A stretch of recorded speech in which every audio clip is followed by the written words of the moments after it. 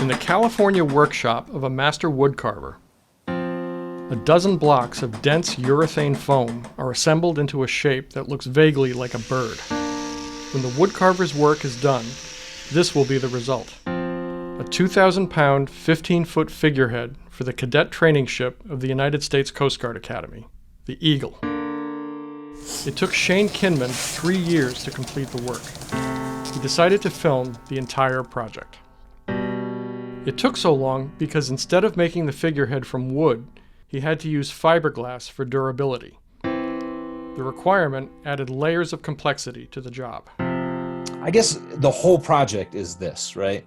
We're trying to make something that is intricate and delicate, artwork, industrial on a level that, how do you do this?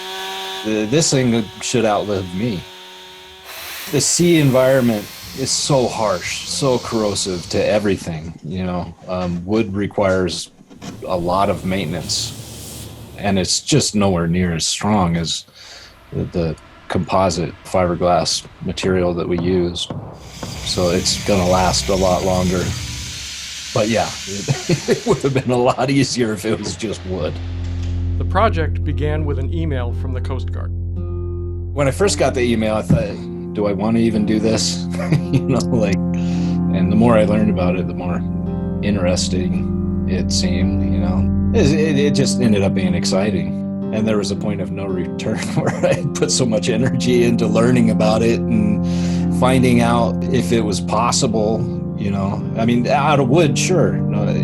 But they had some pretty strong requirements. A three-dimensional model was created with computer-aided design, from which the blocks of foam were milled and assembled.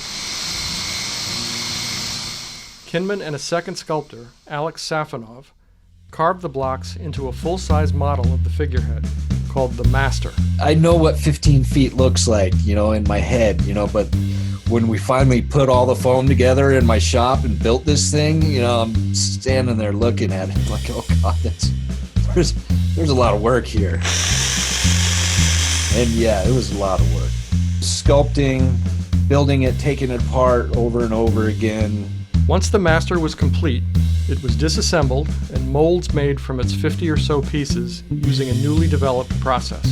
An experimental material was sprayed onto each piece, and it hardened around the details of the original shape, creating a mold. Then fiberglass was poured into the molds to create the corresponding pieces of the final product. The pieces were assembled around an internal structure of fiberglass beams and bulkheads, a process complicated by the figurehead's organic shape. Once the assembly was complete, bodywork was needed to repair damage and remove seams.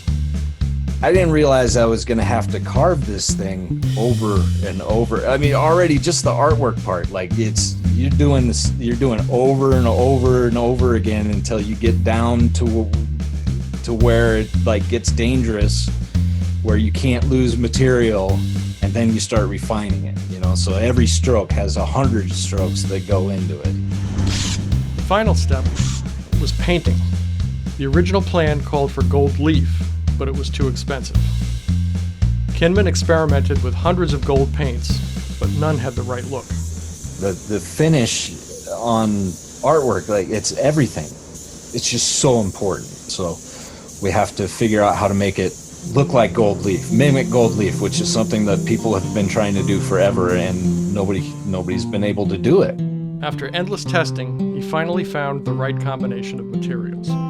And we got it. It's amazing. I'm so happy with what we ended up with. I've never seen anything like it. It looks as close to gold leaf as you could possibly get without actually using gold.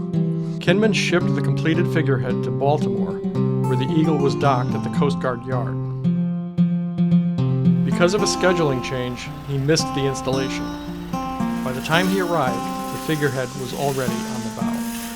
It was kind of surreal. I've worked for this moment for 3 years, and you know, no matter how many times you look at drawings, it's always different in real life, you know, when you finally get there and you see it. You know, this is something that I've spent, you know, sometimes 20-hour days, you know, for 3 years, you know, like struggling to make right, you know, and you develop a relationship with it, and when it's time to finally let it go, and this happens with a lot of my artwork, you know, it's like I don't want to let it go, I want to keep it, I want to look at it, you know, like obviously I can't keep this, you know, but so it's a little bit bittersweet too, I guess, you know, having to say goodbye to something I've put so much into. It's the most challenging task that I've ever taken on. Completing that successfully and seeing it all work in the end the way that I intended it to, I mean, it's a tremendous feeling of accomplishment.